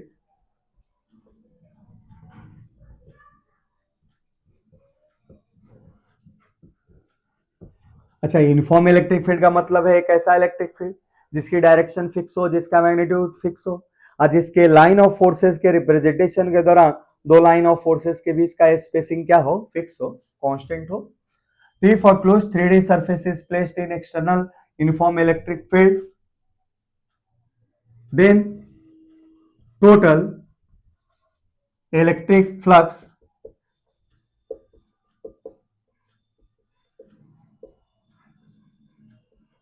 associated with it is 0। याद रखिए एग्जाम्पल के तौर पे कुछ डायग्राम्स आप बना सकते हैं इसमें। जैसे पिछला मैंने न्यूमेरिकल आपको कराया तो उसका भी डायग्राम यहां पे बना देता हूं। मान लीजिए बच्चों ये हमारा यूनिफॉर्म इलेक्ट्रिक फील्ड है ना। अच्छा इस इलेक्ट्रिक फील्ड में आपने एक सिलेंड्रिकल सरफेस के ऐसे रखा था, तो यहाँ फाई टोटल क्या हो जाएगा, तो ये क्लोज सरफेस है ना, सिलेंड्रिकल सरफेस के रूप में लिया है, फाई टोटल 0। अच्छा यही इलेक्ट्रिक फील्ड अगर यूनिफॉर्म में ऐसे दिया है, इस यूनिफॉर्म इलेक्ट्रिक फील्ड में आपने किसी भी इरेगुलर शेप का एक 3D ऑब्जेक्ट रख दिया, तो इस 3D ऑब्जेक्ट के साथ जुड़ा हुआ जो टोटल फ्लक्स होगा फाई टोटल इक्वल टू 0। अच्छा इसी तरह मान लीजिए यह हमारा यूनिफॉर्म इलेक्ट्रिक फील्ड है और इस यूनिफॉर्म इलेक्ट्रिक फील्ड में आपने एक क्यूबिकल शेप का ऑब्जेक्ट रख दिया बच्चों ऐसे, ये क्यूब है।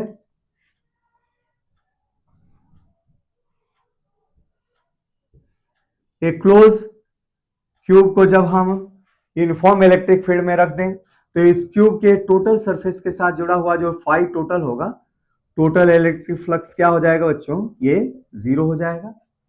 इसी तरह मान लीजिए आपके पास एक यूनिफॉर्म इलेक्ट्रिक फील्ड है और इस यूनिफॉर्म इलेक्ट्रिक फील्ड में आपने एक कॉनिकल शेप का ऑब्जेक्ट रख दिया ना आपने, तो इसके साथ भी जुड़ा हुआ टोटल इलेक्ट्रिक फ्लक्स क्या होगा, प्रोवाइडेड कोन क्या हो, बंद हो, बेस से भी क्या हो, बंद हो, और एक कर्व सरफेस से भी क्या हो, बंद हो। तो इसके साथ भी जुड़ा हुआ टोटल इलेक्ट्रिक फ्लक्स क्या हो जाएगा, तो फाई टोटल इक्वल टू 0। इसको आप याद रखेंगे कि किसी भी क्लोज सरफेस को किसी भी शेप का हो उसके सारे सरफेस बच्चों बंद होने चाहिए। तो किसी भी क्लोज सरफेस को 3D सरफेस होना चाहिए, तो किसी भी क्लोज सरफेस को जब हम एक्सटर्नल यूनिफॉर्म इलेक्ट्रिक फील्ड में रख देंगे तो उस क्लोज सरफेस के साथ जुड़ा हुआ टोटल इलेक्ट्रिक फ्लक्स क्या हो जाएगा बच्चों, 0 हो जाएगा। ठीक है, ये न्यूमेरिकल वगैरह को सॉल्व करने में काफी हेल्पफुल होता है। तो चलिए गॉस थ्योरम पे थोड़ा सा कहानी हम और आगे बढ़ाते हैं, एक दो और न्यूमेरिकल करा देता हूं, उसके बाद हम अगले लेक्चर में बच्चों क्या करेंगे, एप्लीकेशन ऑफ गॉस लॉ हम स्टडी करेंगे, है ना। चलिए देखते हैं।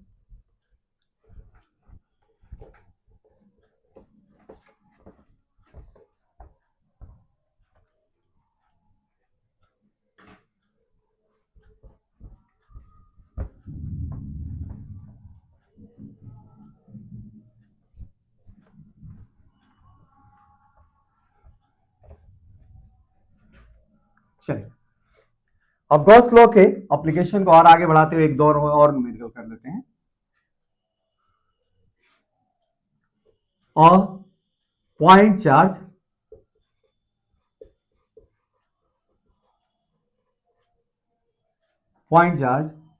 प्लस 1 कूलम, या ऐसे लिखें, a point charge plus 4 coulomb is placed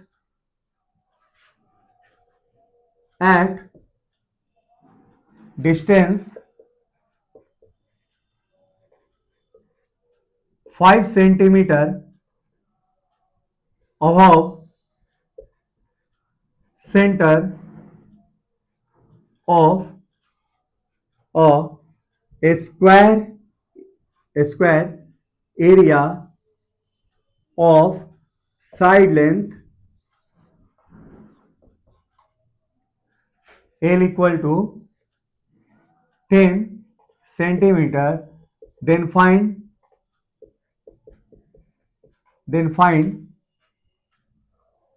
total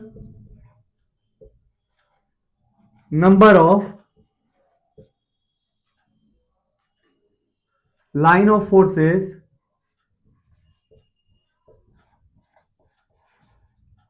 crossing through a square in perpendicular direction.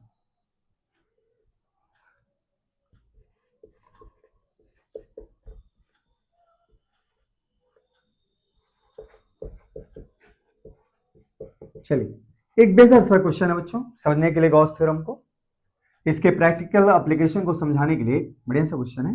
जैसे हमने एक स्क्वायर लिया, अच्छा स्क्वायर ऐसा लिया जिसका साइड लेंथ कितना है बच्चों, तो इसका साइड लेंथ है L इक्वल टू 10 सेंटीमीटर। अच्छा ये भी L क्या है, तो 10 सेंटीमीटर। अब इस स्क्वायर के सेंटर से करीब कितने हाइट पे, H इक्वल टू 5 सेंटीमीटर के हाइट पे क्वेश्चन कह रहा है कि प्लस 4 कूलम का चार्ज ऐसे रख दिया जाता है। तो बताएं इस स्क्वायर के सरफेस से जुड़ा हुआ टोटल इलेक्ट्रिक फ्लक्स, या यूं कहें इस स्क्वायर के सरफेस से total number of line of forces perpendicular direction में कितनी क्रॉस कर रही हैं वो आपको निकालना है। ठीक है बच्चों, तो चलिए क्वेश्चन को हम करते हैं, सॉल्यूशन बनाते हैं, देखते हैं।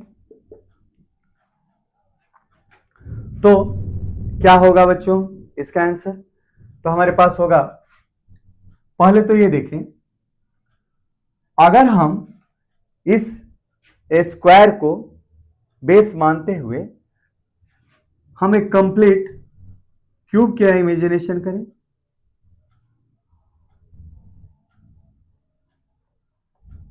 कंप्लीट क्यूब का बच्चों ऐसे इमेजिनेशन करें तो हम कह सकते हैं क्या कि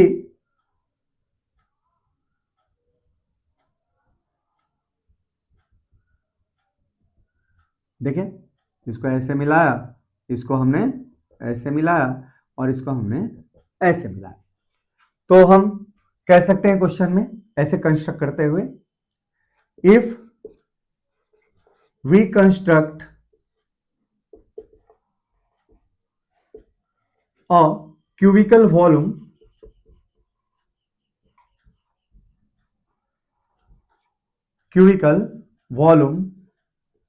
of cube having length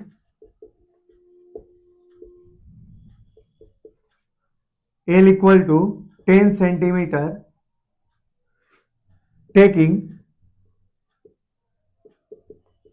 given a square area as base area of the cube. A square area as base area of cube.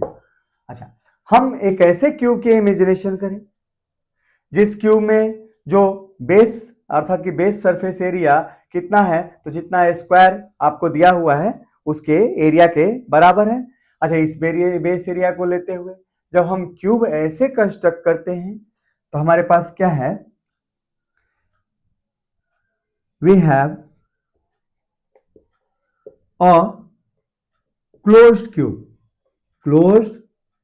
Cube दिखाया गया डायग्राम में, closed cube having plus 4 coulomb charge, having plus 4 coulomb charge at its center, है ना। अच्छा, अब total electric flux according to Gauss theorem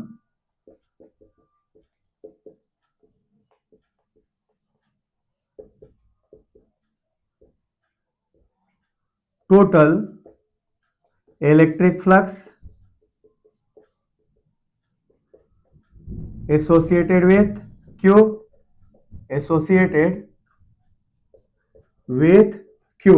कितना हो जाएगा बच्चों, तो किसी भी क्लोज्ड सरफेस से जुड़ा हुआ टोटल इलेक्ट्रिक फ्लक्स होता है total charge inside upon epsilon not, अर्थात कि ये हो जाएगा Q inside upon epsilon not के फॉर्मूले से टोटल चार्ज इनसाइड है 4 और अपॉन एप्सिलॉन नॉट। यही क्या है, total number of line of forces passing through all the surface of cube, है ना भाई। टोटल इलेक्ट्रिक फ्लक्स तो ये होता है total number of line of forces passing through the surface in perpendicular direction. हम यहां लिख सकते हैं भाई total electric flux 4 upon epsilon not है। अच्छा, अब देखें क्यूब के पास टोटल कितने सरफेस होते हैं, 6, और टोटल 6 के 6 सरफेस से जाने वाला आपके पास इलेक्ट्रिक फ्लक्स है 4 बाई एप्सिलॉन नॉट। तो हम लिख सकते हैं, ये हटाता हूं बच्चों,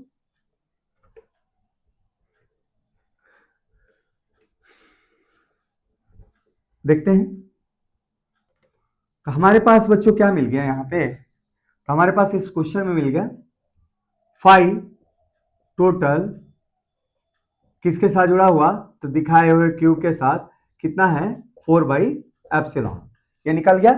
अब देखें तो all the electric flux in shown diagram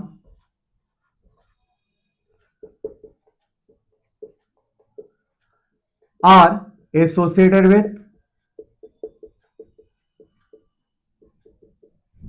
6 surfaces of cube, 6 surfaces of cube।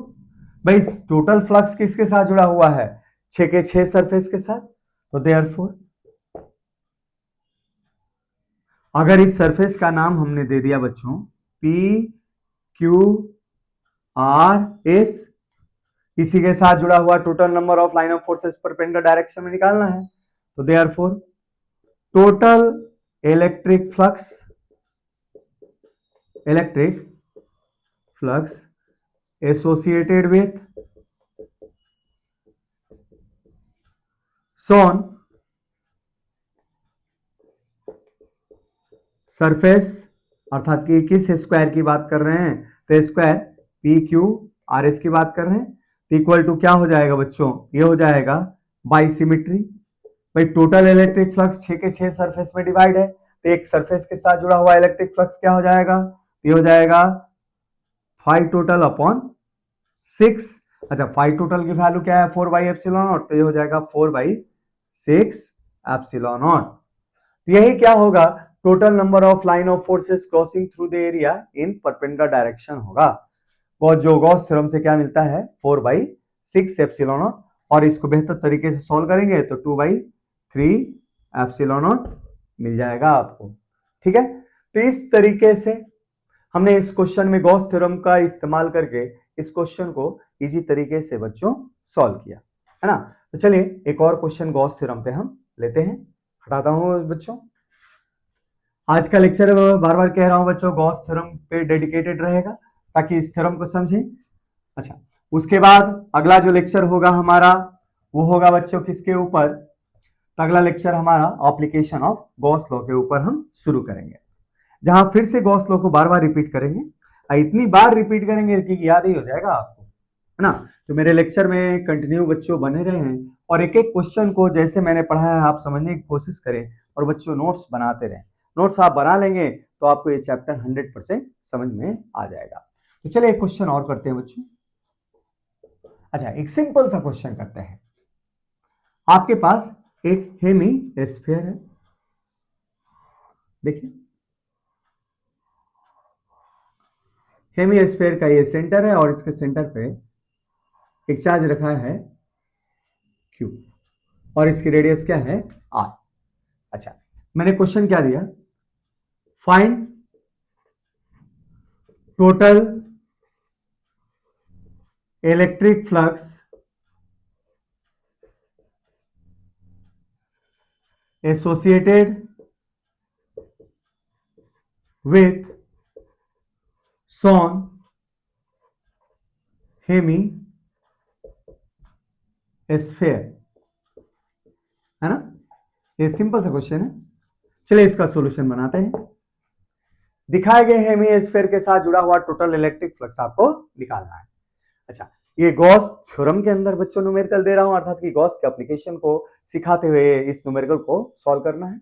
और गॉस थ्योरम तभी अप्लाई कर सकते हैं जब हमारे पास एक क्लोज सरफेस हो।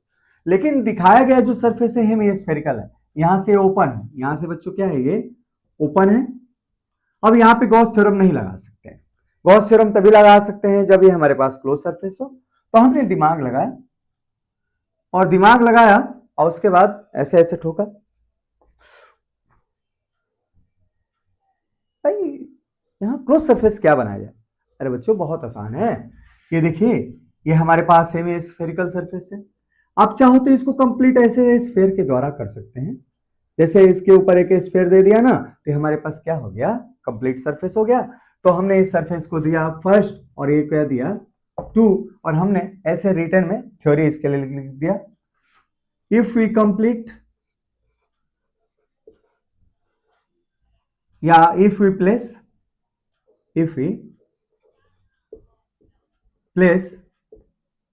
second hemispherical surface hemi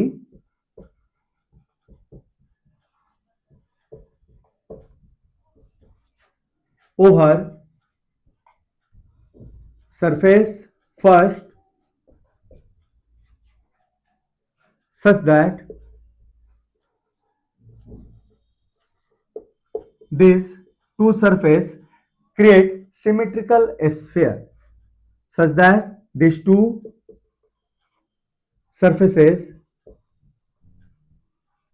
make a symmetrical sphere.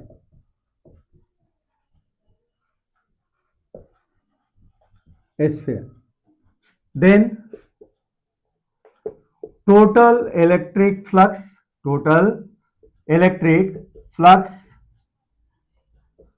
associated with above closed sphere by Gauss law से ये कर रहे हैं, Gauss law is given by, कैसे दिया जाएगा बच्चों, तो ऐसे दिया जाएगा। जो टोटल इलेक्ट्रिक फ्लक्स इसके साथ जुड़ा होगा वो ऐसे होगा। क्या कहता है total electric flux Gauss theorem में, कि total electric flux associated with the close surface is equal to total charge inside upon epsilon naught. ये होता है ना total electric flux associated with the close surface, line integration of this type of the term over a closed surface equal to total electric flux associated with closed surface ये क्या होता है, total charge inside upon epsilon naught. तो दिखाया गया है sphere के अंदर टोटल चार्ज है Q अपॉन एप्सिलॉन। ये हमारे पास टोटल फ्लक्स हो गया। और कैसा फ्लक्स, तो इलेक्ट्रिकल फ्लक्स। ये जो टोटल इलेक्ट्रिक फ्लक्स है दो सरफेस में इक्वली डिवाइडेड है, तो this flux is divided in this flux is divided equally between two हेमीस्फीयर्स, है ना। दो हेमीस्फीयर्स के बीच में ये जो total electric flux equally divided है, तो देयरफॉर हम लिख सकते हैं डायरेक्टली बाय सिमेट्री। सिमेट्री का इस्तेमाल करते हुए बच्चों क्या लिख सकते हैं बच्चों, क्या लिख सकते हैं, flux related with electric flux related with hemisphere first equal to flux related with hemisphere two. उन दोनों के साथ जुड़ा हुआ इलेक्ट्रिक फ्लक्स क्या हो जाएगा, ये हो जाएगा फाई ई, जो टोटल आपने कैलकुलेट किया है उसका आधा। अर्थात कि इससे जुड़ा हुआ फ्लक्स और ऊपर वाले से जुड़ा हुआ फ्लक्स क्या होगा, टोटल इलेक्ट्रिक फ्लक्स का आधा आधा आधा आधा होगा। और टोटल इलेक्ट्रिक फ्लक्स क्या है, Q बाई एप्सिलॉन नॉट। प्रत्येक से जुड़ा हुआ इलेक्ट्रिक फ्लक्स क्या हो जाएगा, Q बाई 2 एप्सिलॉन नॉट। ठीक है बच्चों, तो गॉस थ्योरम के इस्तेमाल से हमने इस सिंपल से क्वेश्चन को बच्चों कर लिया। अच्छा, गॉस थ्योरम से रिलेटेड एक और क्वेश्चन बच्चों आपको कराता हूं, और उसके बाद गॉस थ्योरम का एप्लीकेशन भी हम यहाँ पे अगले लेक्चर में देखेंगे। पार्ट 9 के अंदर हम सीखेंगे डिटेल में, विथ प्रूफ सीखेंगे हम लोग, है ना। तो और सारे न्यूमेरिकल हमारे गॉस थ्योरम पे आएंगे। तो चलिए एक लास्ट न्यूमेरिकल आज के लेक्चर में हम कंप्लीट करते हैं। तो एक और बच्चों न्यूमेरिकल लिखें, एक प्यारा सा न्यूमेरिकल और करा देता हूं, देखें।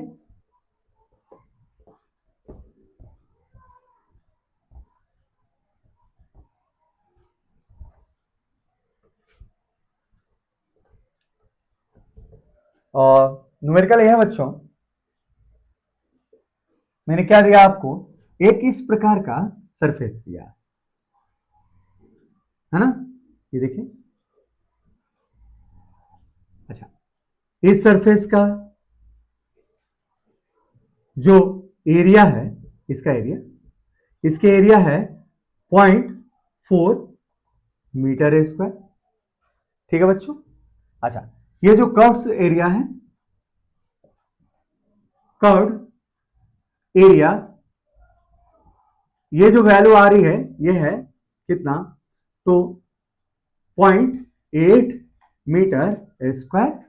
अच्छा, इस सरफेस को, ये सरफेस कैसा है, क्लोज है, ये क्या है, क्लोज है, और ये भी क्या है बच्चों, क्लोज है।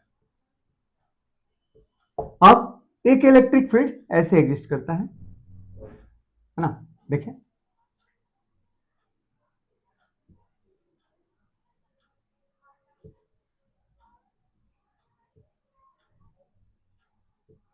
अब मैंने क्वेश्चन ये दिया बच्चों, ये जो इलेक्ट्रिक फील्ड है ये क्या है, यूनिफॉर्म इलेक्ट्रिक फील्ड है। अब आपको क्वेश्चन मैंने ऐसे फॉर्म कर दिया, if electric flux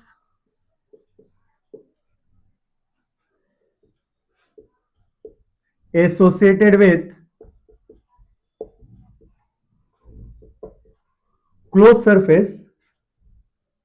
closed surface of above area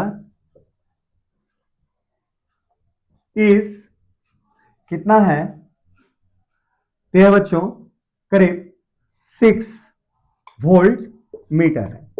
पूरे सरफेस के जो आपका क्या दिया है, if electric flux associated with curve surface, close नहीं, कर्व सरफेस एरिया से जुड़ा हुआ इलेक्ट्रिक फ्लक्स कितना है, 6 वोल्ट मीटर है। If electric flux associated with curve surface of above area is 6 volt meter, then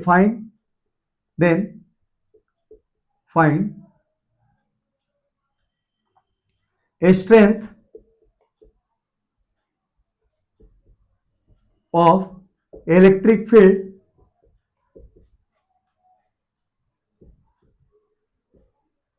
in diagram. Diagram में जो आपने इलेक्ट्रिक फील्ड इस्तेमाल किया है, यूनिफॉर्म इलेक्ट्रिक फील्ड, उसकी स्ट्रेंथ क्या होगी यह आपको निकालना है।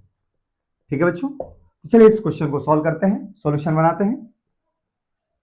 सॉल्यूशन हम बनाते हैं ऐसे। पहला point, given surface is closed, दिखाया गया जो सरफेस है क्या है बच्चों, क्लोज्ड है। तो इसके साथ जुड़ा हुआ, इसलिए आप क्या लिख सकते हैं, देयरफॉर एसोसिएटेड जो टोटल इलेक्ट्रिक फ्लक्स होगा, टोटल इलेक्ट्रिक फ्लक्स जो होगा ये क्या हो जाएगा बच्चों, जीरो हो जाएगा। मैंने नोट में लिखवाया था ना कि भाई कोई भी क्लोज सरफेस किसी यूनिफॉर्म इलेक्ट्रिक फील्ड में रख दिया जाए तो उसके साथ जुड़ा हुआ टोटल इलेक्ट्रिक फ्लक्स क्या हो जाएगा, जीरो हो जाएगा। ठीक है बच्चों। अच्छा, अब देखेंगे दूसरा पॉइंट। अब in above diagram, in above diagram, ऊपर के डायग्राम में आप देखेंगे आपके पास फाई टोटल किससे बना है। तो जो टोटल इलेक्ट्रिक फ्लक्स बना है ऊपर के डायग्राम में, ये बना है एक तो फाई सर्कुलर एरिया से, है ना, एक किससे बना है, सर्कुलर एरिया से, ये सर्कुलर एरिया है।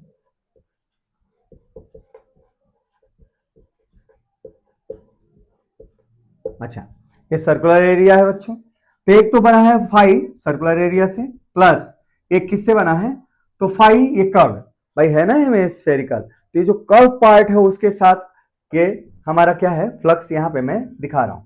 तो एक तो दिया है फ्लक्स किसके साथ, कर्व के साथ, और कर्व वाला आपको फ्लक्स की वैल्यू आपको दी हुई है। अब इस चीज को कैसे लिख सकते हैं, तो चूंकि total flux associated with the close surface क्या होता है, यूनिफॉर्म इलेक्ट्रिक फील्ड में जीरो होता है, इसलिए यहां पे रख दिया हमने, जीरो रख दिया बच्चों। अच्छा, अब सर्कुलर पार्ट से जुड़ा हुआ इलेक्ट्रिक फ्लक्स देखते हैं। तो जो इलेक्ट्रिक फील्ड इसमें एंटर करता है बच्चों, इस डायरेक्शन में एंटर करता है, और जो इसका एरिया वेक्टर होगा सर्कुलर का, वो इधर होगा।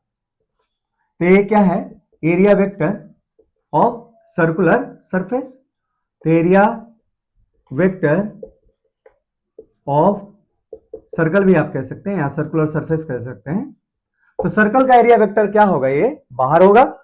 ऐसे केस में टोटल तो जीरो हो गया, और सर्कल के साथ जुड़ा हुआ एरिया वेक्टर बाहर है, इलेक्ट्रिक फील्ड इधर है, तो जो फ्लक्स हो जाएगा ये हो जाएगा क्या बच्चों, ये cos 180 डिग्री।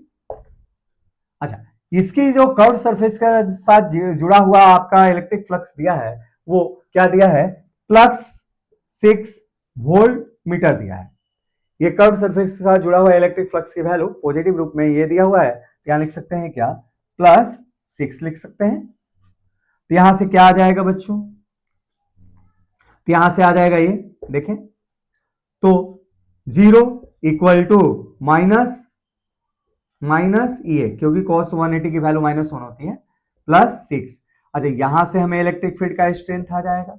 इलेक्ट्रिक फील्ड का स्ट्रेंथ हो जाएगा बच्चों क्या, 6 upon area of the circle.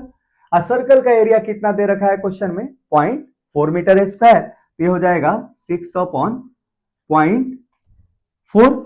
और हमारे पास इलेक्ट्रिक फील्ड की यूनिट क्या होगी, तो ये होगी बच्चों न्यूटन पर कूलम या वोल्ट पर मीटर। ठीक है बच्चों, तो ये हमारे पास इलेक्ट्रिक फील्ड का स्ट्रेंथ आ गया। तो वैल्यू कैलकुलेट किया हमने, तो कितना मिला, तो क्या मिलेगा, 15 मिलेगा ना, ऊपर जाएगा तो 60, 15 चौके 60, तो 15 वोल्ट पर मीटर या न्यूटन पर कूलम। इस तरीके से इस क्वेश्चन में हमारा फाइनल जो आंसर आया इसको साइड में लिख देता हूं। तो फाइनल आंसर इलेक्ट्रिक फील्ड का जो स्ट्रेंथ इसमें आया,